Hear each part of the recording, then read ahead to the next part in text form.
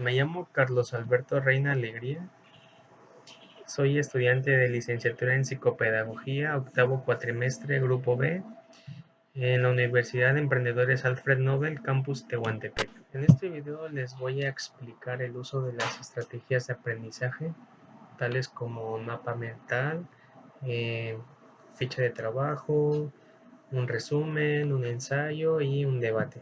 ¿Sale? Entonces serían 5 estrategias de aprendizaje que les voy a explicar eh, pues el significado de cada uno de ellos, las características, los elementos, cómo usarlo y en qué nos beneficia cada uno de ellos. La primera estrategia de aprendizaje que les voy a explicar es el mapa mental, que el mapa mental es una forma gráfica de expresar los pensamientos en función de los conocimientos que se han almacenado en el cerebro. Una de sus características, pues, permite generar, organizar, expresar los aprendizajes y asociar más fácilmente nuestras ideas. El concepto que es el motivo de nuestra atención o interés se expresa en una imagen central. Los principales temas del asunto o del concepto en este caso se desprende de la imagen central de forma ramificadas. Las ramas tienen una imagen o una palabra clave impresa sobre la línea asociada. Los aspectos menos importantes también se representan como ramificadas adheridas o las ramas de nivel superior. Las ramas forman una estructura conectada. Los elementos que conllevan un mapa mental pues son utilizar flechas para conectar las diferentes secciones del mapa, o sea, las diferentes imágenes, emplear colores y códigos, emplear una palabra clave por línea, o también podría ser anotar palabras claves sobre las líneas hacia las que estás conectando hacia las otras imágenes. Eh, otro punto sería tratar de que las líneas centrales sean más gruesas y que conformen algo, pues, algo bonito y llamativo. Procurar tener claridad en las imágenes, no girar la hoja al momento de hacer el mapa, tratar de que sea lo más bonito, lo más atractivo y lo más llamativo posible para que tú como el lector pues lo puedas entender y comprender de una manera tan sencilla. Y para ti como un estudiante se te sea más fácil poder estudiarlo para un examen, no sé, para alguna exposición o algo que te vaya a beneficiar. ¿Cómo elaborar el mapa mental? Pues para ello se recomiendan lo siguiente, que es utilizar siempre una imagen central, como les había mencionado. Usar imágenes durante todo el mapa, utilizar 3 o más colores por cada imagen, o para las imágenes más bien, variar el tamaño de las letras o las líneas y las imágenes y organizar bien el espacio. Puedes hacerlo en una hoja doble carta, en una hoja tamaño carta, una hoja tamaño oficio. Lo puedes hacer también en papel bond o en otro tipo de hojas que tú desees para que sea atractivo al mapa mental. Las utilidades y los beneficios de un mapa mental pues permiten desarrollar y lograr la meta de la cognición, desarrollar la creatividad, resolver los problemas de aprendizaje, tomar decisiones e incrementar la capacidad para asimilar, procesar y recordar información, realizar una planeación eficiente de una situación dada y llevar a cabo un estudio eficaz, como les había mencionado, pues también les puede beneficiar para estudiar algún examen o una exposición. Entonces, el mapa mental debe de reflejar un estilo personal o esto permitiría manifestar la creatividad de uno mismo. Entonces, este sería la primera estrategia de aprendizaje que es el mapa mental.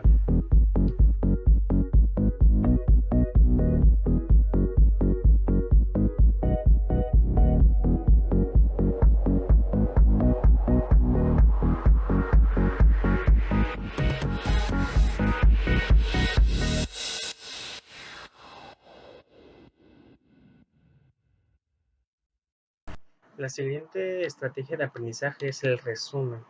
El resumen es la redacción de un nuevo texto a partir de otro, donde exponemos de forma abreviada las ideas principales o más importantes del escrito original.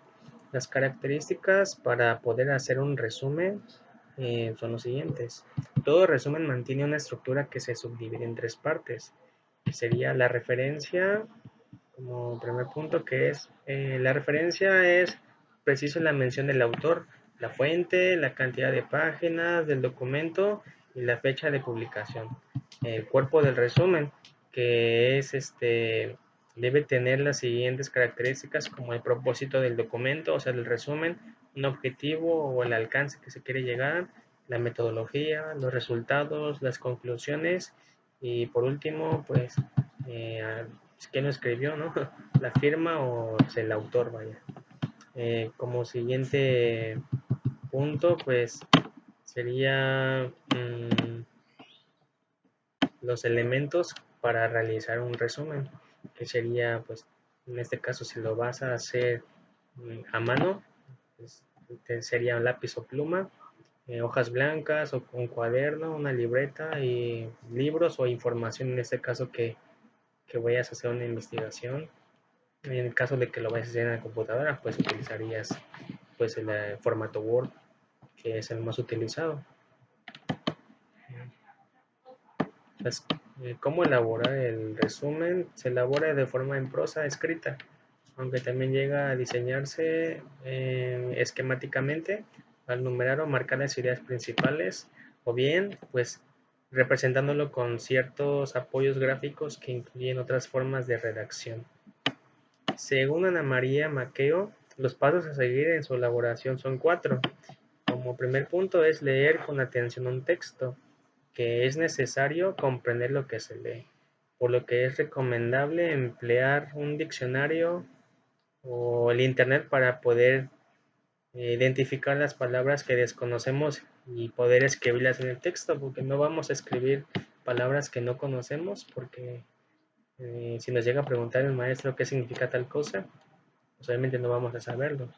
El siguiente punto, que es el número 2, es separar la información en bloques de ideas, que se identifican las ideas principales y las que sirven como de apoyo o las que son como palabras claves. El tercer punto es subrayar las ideas principales que se destacan en el texto, las ideas que el autor considera esenciales y las que también nosotros vamos a considerar esenciales. El cuarto punto es redactar el resumen, enlazando las ideas principales con los nexos, que se selecciona lo más relevante sin hacer cambios o alternar palabras del autor. El resumen es escrito tal cual viene en el archivo, no podemos agregar porque pues ya sería algo personal, ya no sería un resumen de tal investigación que hayamos realizado. Entonces, la utilidad y los beneficios de hacer un resumen. El resumen nos permite desarrollar la comprensión de un texto, presentar un texto o una lección, concluir un tema y desarrollar la capacidad de síntesis. El resumen nos puede servir para poder comprender mejor de algún texto o también una lectura. También nos va a ayudar a poder de acortar alguna, no sé, alguna lección que tenga como 20, 30 páginas y varios subtemas. De esta manera nos puede servir un resumen. Y nos puede ayudar también a un estudio de un examen. Y esto es el resumen.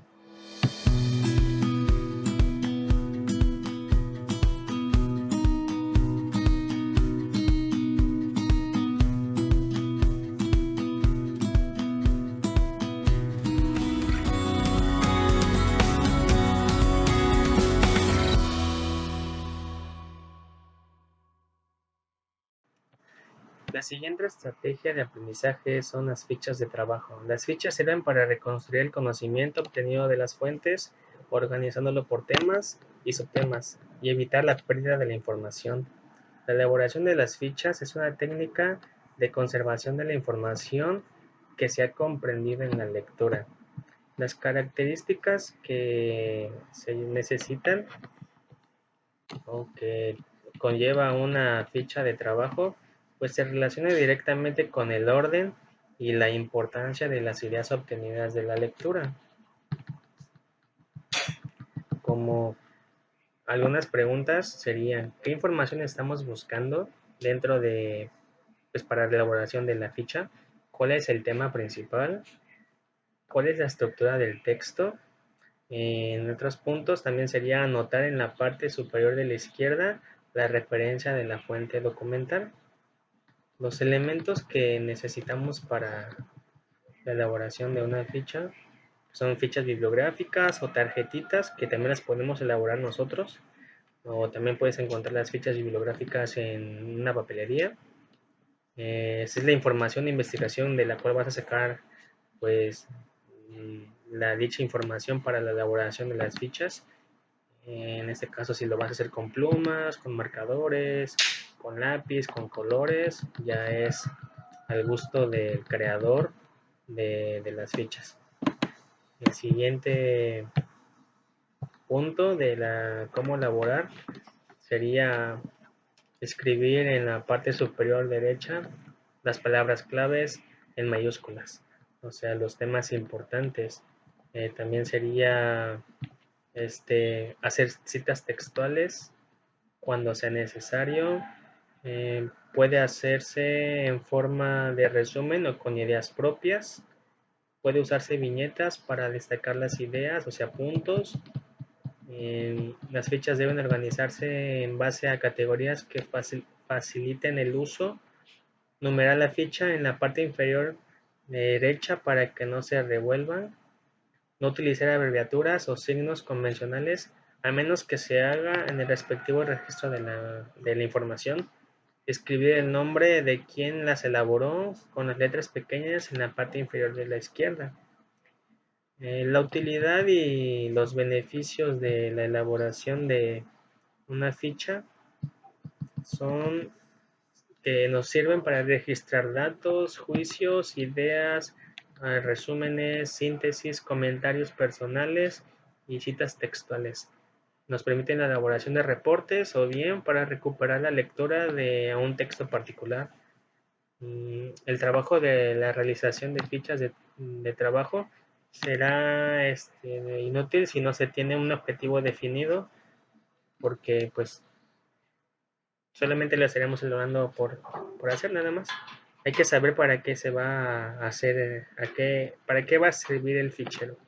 Inclusive las fichas de trabajo nos pueden beneficiar para cuando vayamos a exponer, poder tenerlas como alguna fuente de ayuda que nos va a beneficiar en recordar el tema del cual estamos exponiendo o la parte de la exposición en la cual nosotros estamos realizando o vamos a adquirir. De esta manera nosotros estaríamos realizando adecuadamente qué es una ficha de trabajo.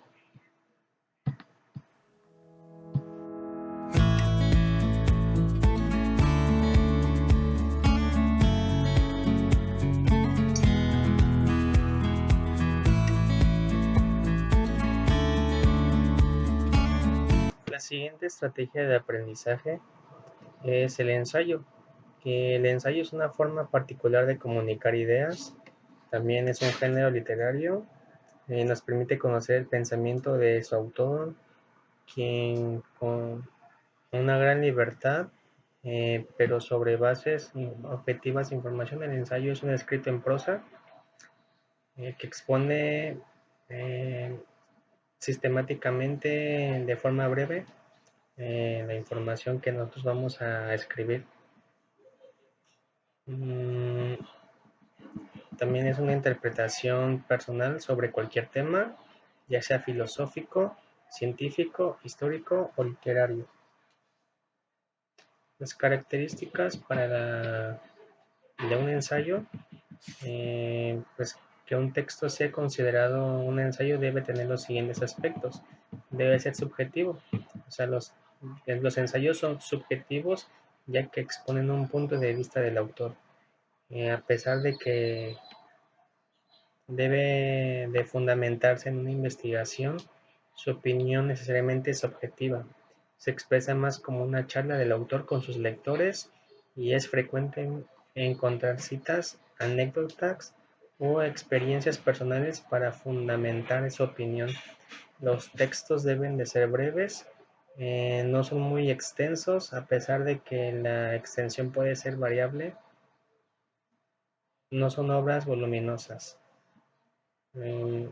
Son sin orden determinado, El autor no lleva un orden, debido a eso los ensayos no tienen subtítulos. Esto se debe a que el escritor tiene libertad de llevar el tema a su conveniencia y puede divagar, por lo que no existe un esquema preestablecido de la obra. Los temas son libres, o sea que puedes escoger cualquier tema y puedes realizar de esta manera tu ensayo. Va dirigido al público en general. El autor pretende divulgar el tema tratado con el público de manera amplia y no enfocarse únicamente en una sola cosa. Esta circunstancia hace de los ensayos un buen instrumento de divulgación científica, tecnológica o cultural.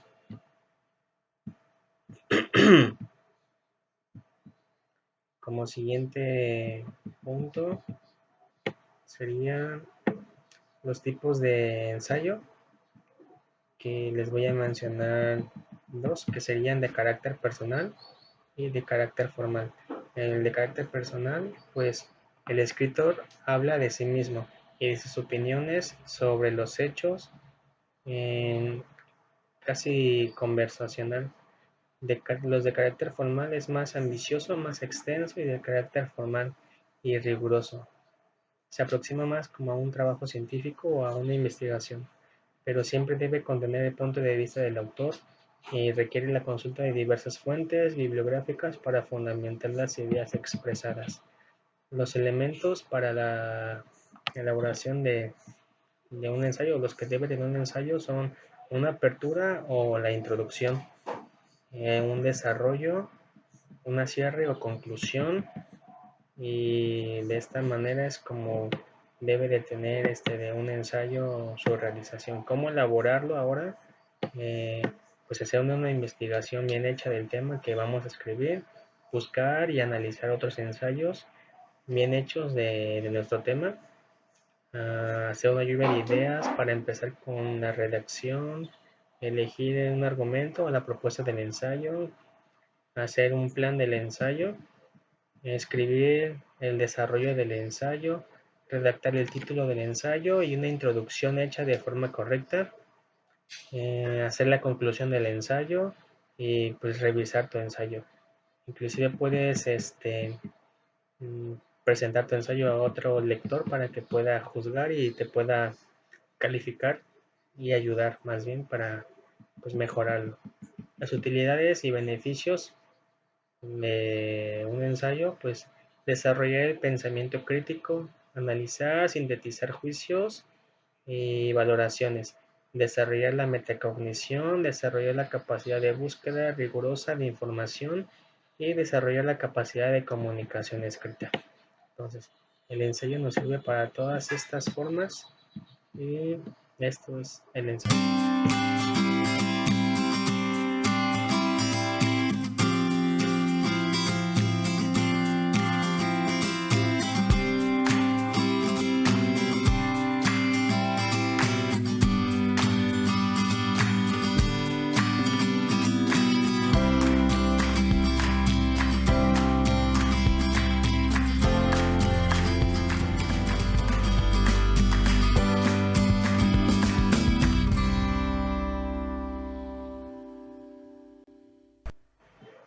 Como última estrategia de aprendizaje es el debate. El debate es una competencia intelectual que debe efectuarse en un clima de libertad, tolerancia y disciplina. Se elige un moderador, quien se encarga de hacer la presentación del tema, diseñar los puntos a discutir y el objetivo del debate. Se caracteriza por ser una disputa abierta con réplicas por parte de un equipo defensor y por otro que está en contra de la afirmación planteada. Requiere de una investigación documental rigurosa para poder replicar con fundamentos. Se puede llevar al grupo y a observar y escuchar debates relacionados con la profesión. Las características de un debate. Para organizar un buen debate es necesario seguir algunos pasos o aspectos, como elegir un tema de interés y que pues tenga pues buena presentación, pone unos puntos de vista, conformar grupos que defiendan cada punto de vista, escoger un moderador que coordine las preguntas y dé la palabra, presentar las conclusiones o puntos de vista de cada grupo asignar los temas a cada participante de la mesa de debate. Estos pueden ser expertos o estudiantes que hayan preparado un trabajo. Los elementos de un debate, los elementos claves de un debate son la proposición, o sea, la afirmación a debatir, las partes, que sean los individuos que apoyan o no la proposición, el discurso, o sea, el mensaje para apoyar o no la proposición, el juez, que es el moderador, y la decisión tomada por el juez, y así como la argumentación o el eje central del concepto. ¿Cómo elaborar un debate? El debate se prepara considerando preguntas guía: ¿qué, cómo, cuándo, dónde, quién será el moderador, quiénes participarán en el debate y quiénes conformarán el público y cuáles serán las reglas. Se presenta la afirmación, que será el núcleo de la controversia a discutir. Se organizan los equipos previamente seleccionados para asumir el rol de defensores o estar en contra de la afirmación planteada. Los integrantes de los equipos designan roles a sus miembros. Se consideran al menos 3 roles: el líder, el secretario y el comunicador. Los equipos realizan una investigación documental para establecer sus argumentos a favor o en contra de la afirmación. O sea, se requieren sesiones previas al día del debate para preparar los argumentos, o sea, como un ensayo, se podría decir. Se comienza el debate organizado los equipos en un espacio adecuado, en un salón, en un despacho, en un patio, en donde no haya mucho ruido. El moderador presenta y comienza el debate pidiendo a los comunicadores de cada equipo que presenten sus argumentos en torno a la afirmación. Cada equipo escucha los argumentos del equipo contrario sin interrupciones. Cuando ya se han presentado los argumentos iniciales, el moderador puede plantear nuevas preguntas a los equipos. Es por eso que el moderador también debe ser muy preparado. Los integrantes de los equipos pueden plantear más preguntas. Se realiza un análisis y posteriormente un consejo grupal de los mejores argumentos propuestos por los equipos. Y una última fase pues consiste en una evaluación de los aprendizajes generados en el entorno del tema. La utilidad y beneficio del debate nos permite desarrollar el pensamiento crítico, buscar información en fuentes primarias y secundarias, analizar información y desarrollar las habilidades argumentativas. Entonces el debate nos puede ayudar para estar a favor o en contra de algún tema que nosotros queremos pues resolver para poder llegar a una comprensión adecuada desde diferentes puntos de vista y así poder obtener este debate. Sobre el tema de reciclaje. A mi derecha está el grupo que va a defender el reciclaje. Y a mi izquierda el grupo que está en contra del reciclaje. Bueno, vamos a empezar por Lola, que va a defender el reciclaje. Bueno, yo pienso que con el reciclaje el mundo está mucho menos contaminado, hay mucha más materia prima y con el reciclaje podemos reutilizar, por ejemplo, una botella de plástico